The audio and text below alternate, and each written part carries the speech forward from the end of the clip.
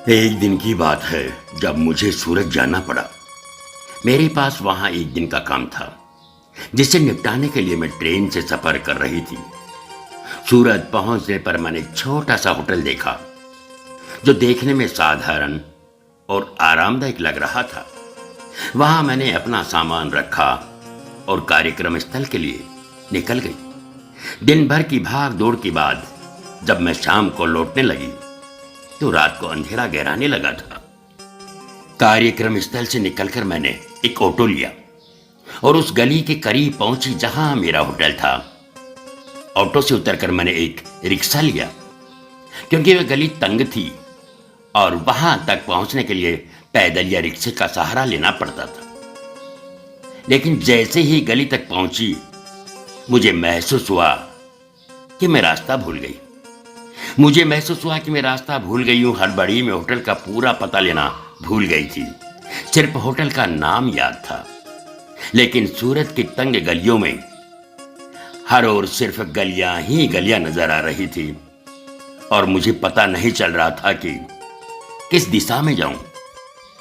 मैंने रिक्शे वाले को होटल का नाम बताया, लेकिन उसे भी उस जगह की जानकारी नहीं थी। मेरी चिंता बढ़ने लगी। मैंने उसे कहा कि वह मुझे उतार दे, मैं खुद ही रास्ता ढूंढ लूंगी।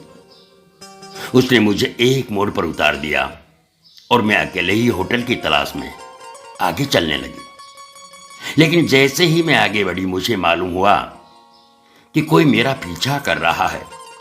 मैंने पलट कर देखा तो वही रिक्शे वाला दूर से मेरे पीछे पीछे चल रहा था। मैं थोड़ी देर रुक कर इंतजार किया। इस तरह की स्थिति में मैंने खुद को असहज महसूस किया और थोड़ी बेचैनी भी होने लगी। मुझे लगा कि वह गलत है और मैंने अपनी गति तेज कर दी। लेकिन वह आदमी जब भी मेरी ही दिशा में बढ़ रहा था। आखिरकार मैंने हिम्मत जुटाई और वापस लौटकर उस रिक्शे वाले के पास गई। मेरे मन में डर और गुस्सा दोनों थे और मैंने उससे पूछा, आप क्या कर रहे हैं? मेरे पीछे पीछे क्यों आ रहे हैं? उसने शांत स्वर में जवाब दिया, आपका रास्ता भटक गया है, इसलिए मैं देख रहा हूं कि आप सही जगह पहुंच जाए। मेरी नाराजगी और बढ़ गई। इससे आपको क्या है? आप जाइए, मुझे अकेला छोड़ दीजिए। उसने थोड़ा झुंझला कर कहा, नहीं, हम कहीं नहीं जाएंगे। रात का समय है और आप इस शहर में अनजान लगती हैं। मुझे पैसे की चिंता नहीं है। बस यही खड़ा रहूंगा जब तक आपको आपका होटल नहीं मिल जाता। उसके शब्दों में सच्चाई थी जो मैंने धीरे धीरे महसूस की। वह कहीं जाने को तैयार नहीं था और मैं भी थक चुकी थी। मैंने आगे बढ़ने का फैसला किया और जब भी पलट कर देखती वह व्यक्ति दूर खड़ा मिलता, लेकिन कहीं जाता नहीं था। काफी देर बाद जब मैं थक कर एक जगह रुक गई और सोचने लगी कि अब क्या करना चाहिए, तभी मेरी नजर उस होटल पर पड़ी जहां मैंने सुबह अपना सामान रखा था। वह होटल मेरे ठीक सामने था और मैंने चैन की सांस ली। मैंने राहत की मुस्कान के साथ उस आदमी को इशारा किया और वह पास आ गया। मैंने पास की दुकान से मिठाई खरीदी और उसे दी। मैंने उसके साथ देने और मेरे लिए रुके रहने के लिए शुक्रिया कहा। वह पहली बार मुस्कुराया और बोला, मेरी दो बेटियां हैं, एक तुम्हारी उम्र की है, इसलिए मैं खड़ा रहा ताकि तुम सुरक्षित रहो।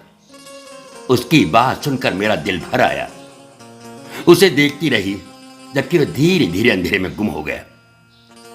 उसकी बातों ने मुझे गहराई से छू लिया। उस रात मैंने महसूस किया कि हमारा ईश्वर वास्तव में हमारे साथ सड़कों पर चलता है। भटकने पर वह हमें सही राह दिखाने के लिए पास ही खड़ा होता है। मैंने बाहर की एक दुकान से चाय ली और अपने भीतर एक नई ऊर्जा और विश्वास महसूस किया। मेरी इस यात्रा में वह रिक्शे वाला मेरे लिए किसी देवदूत से कम नहीं था, जिसने मेरे विश्वास को मजबूत किया। सच में भगवान हमें कभी अकेला नहीं छोड़ता। वह हमारे आसपास के लोगों में हमेशा सुरक्षा और स्नेह देने के लिए उपस्थित रहता है। आसपास के लोगों में हमेशा सुरक्षा और स्नेह देने के लिए उपस्थित रहता है।